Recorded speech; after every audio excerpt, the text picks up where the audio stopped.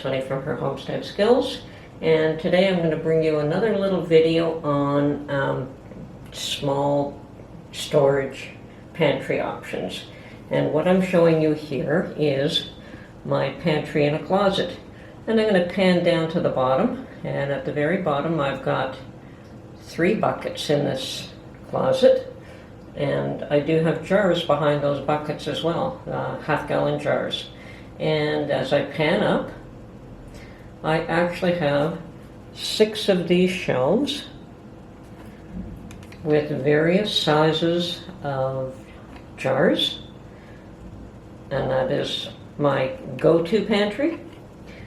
These are where I keep what I use the most. Now, these shelves I purchased at IKEA, and they're actually a 3-shelf unit that we managed to fit into this closet. There's probably about an inch of space on either side, which is perfect. I can adjust the shelves if I take everything out, but I cannot move the poles. Mark has tied them into the wall, which is absolutely essential. When you have this much weight on them in a closet, you certainly don't want anything to tip over.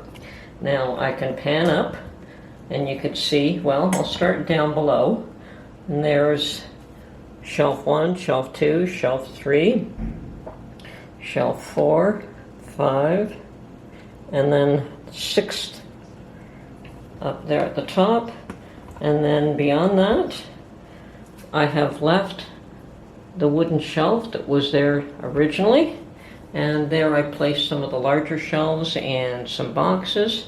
Now I have to reorganize this. I mean, you start off beautifully, but over time you just tend to look for things, pull things out, move them, and really not put them back in an organized fashion. So part of the reason I'm showing you this is that yes, I do have to reorganize this. Now, I also put them in these. When I used to have a cat, I used to buy her the Friskies pate, and they came with these little trays to hold the cans, and I do put these in here so that I can pull them out and put something at the back. I may have to find something a little more permanent, but this ensures that things don't fall off the shelves so easily. But it's only the front that we have to worry about, because the sides and the back are all enclosed with the wall from the closet. Okay, so this is another one of my small pantry solutions. I can get you the dimensions for this shelf, but really what you have to do is measure your own shelf and get your own dimensions and see what you can find. This is as sturdy as the larger ones, and that's why I like this. It's not flimsy, and you don't want a flimsy shelf unit when you're putting this much weight on it. Okay, hope this was helpful.